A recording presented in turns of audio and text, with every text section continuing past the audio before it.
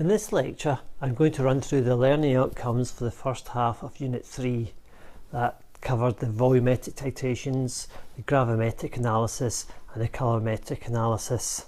Now, these are the learning outcomes that are required for the NAB in Unit 3, although the second half of Unit 3, which covers organic synthesis, is just as important in the final exam, but it's not included in the NAB.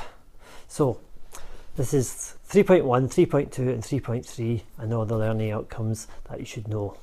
So let's start by looking at the learning outcomes for the volumetric analysis. Now the first three experiments you did were all volumetric analysis. The first one, you determined the ethanoic acid content of vinegar. In the second one, you determined the purity of marble by a back titration. And the third one, you determined the percentage of nickel in a nickel salt by a complexometric titration using EDTA. So they're all volumetric titrations. So the first learning outcome was, I can recall the characteristics of substances that can be used as a primary standard. And the results of all volumetric analysis goes back to how good your primary standard is. So your primary standard must have 4 criteria it fulfills. It must be of high purity, kind of obvious. It's got to be soluble, normally in water.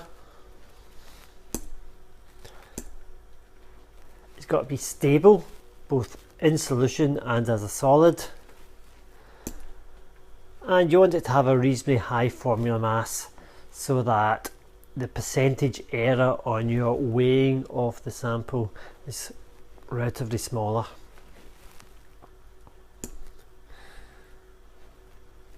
Second outcome was to explain why certain substances are not acceptable as primary standards. And the classic example is sodium hydroxide, which would be a really useful primary standard for titrating against acids. However, it's not stable in air, it reacts with carbon dioxide in air, and it also absorbs water from the atmosphere. It's known as being hygroscopic. So that stops sodium hydroxide being acceptable as use as a primary standard. I can explain in detail how a standard solution is made. Well, you've done that now for all three experiments. So you weigh out your primary standard accurately to 2 or 3 decimal places, dissolve it fully in water, transfer that to a volumetric or standard flask, wash out the original beaker, transfer the washings to the standard flask, make up the standard flask to the mark, the bottom of the meniscus touching the mark. I normally do that using a dropping pipette, and then mix up your final solution to make sure it's homogeneous. Now that should be quite familiar, you should have done that quite a lot by now. I can understand the use of controls in experiments to validate techniques. You did this in the first experiment when you were given a sample of known concentration of ethanoic acid, and you used that to demonstrate that the technique you were using worked because you got within error the correct answer for the knowns or control sample. This will be very important in a lot of your investigations. If you're doing a quantitative investigation, if at all possible, you'll try and analyse a sample of known concentration to prove that the technique that you're using does actually work. I can explain why it's sometimes necessary to carry out a back titration. So your second experiment determined the purity of marble was a back titration, and we had to use a back titration because the marble is not soluble in water. So we couldn't do a normal titration. So in that case, if you remember, we reacted the marble with a known excess of acid. We then determined how much acid was left at the end of the experiment by a normal titration with a base. And the difference between the amount of acid we started with and the amount we were left with gave us the amount that reacted with the marble. And finally, I can calculate unknown concentrations from the results of acid-base titrations. complexometric titrations and back titrations. Now, the one thing that would be very common at advanced higher level in all these calculations is the fact that the titration is not carried out on the entire sample. You know, you make up, say, 250 mils of the sample and you're analysing 25 mil batches. So at some stage in your calculation you have to take into account that the concentration or the number of moles of the unknown that the titer reacted with was only the number of moles in a 25 mil portion of a, say, 250 mil complete sample. So you have to take that dilution into account. If you want to practice some calculations, then there's lots of examples in past papers, or there's this book which you'll find in the classroom. It's for the old advanced higher, but in unit 2 of the old advanced higher, and chapter 2 of this book is a chapter entitled Volumetric Analysis, where there's plenty of examples of all these types of titrations. Right. Next set of learning outcomes refer to the gravimetric analysis, which were the 4th and 5th experiments you did.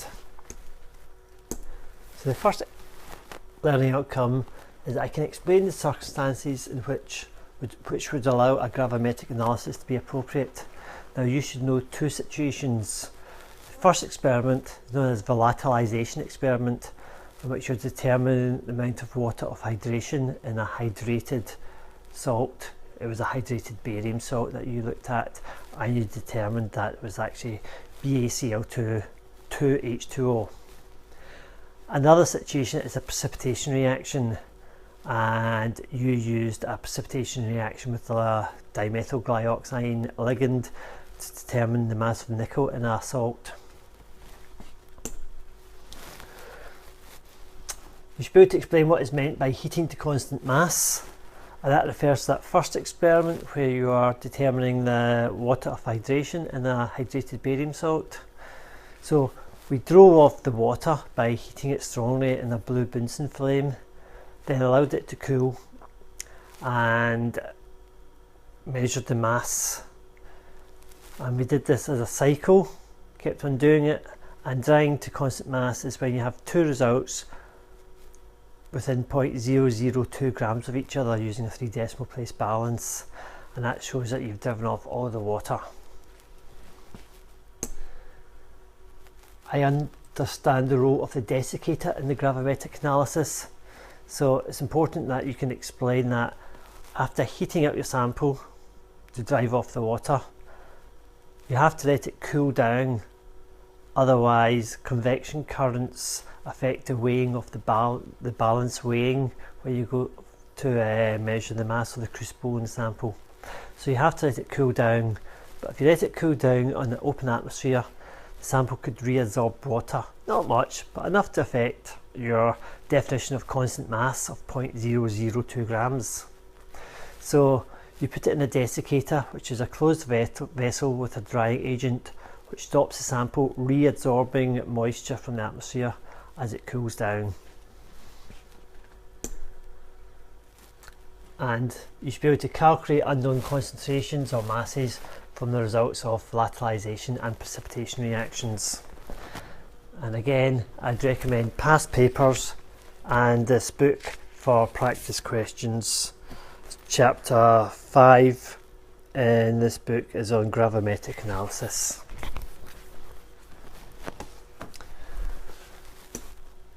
And our final learning outcomes come from colorimetric analysis, which was the 6th experiment you did. So, and the first learning outcome is that you should be able to explain the role of calibration curves in colorimetry. So we have to create a calibration graph where we have a known concentration, and we've measured the absorbance for a range of samples of known concentration. So we get our various results.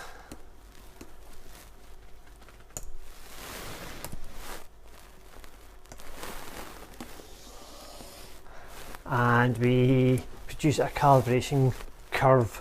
Now, for the calibration curve to be acceptable, it should be linear. So we want a linear straight line, and it must cover the area where our unknown is likely to absorb.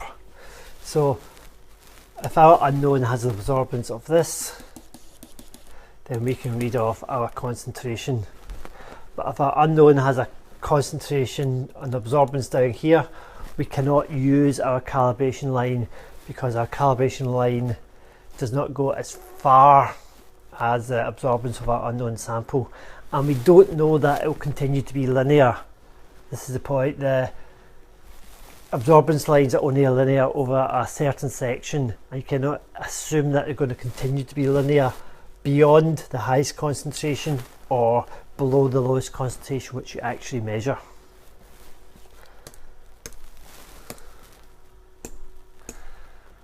And finally, you'll be able to use calibration curves to determine the concentrations of unknown samples. And if you just look back at the experiment you did, which was determining the manganese content in a paper clip, you should be able to see how that calculation is done.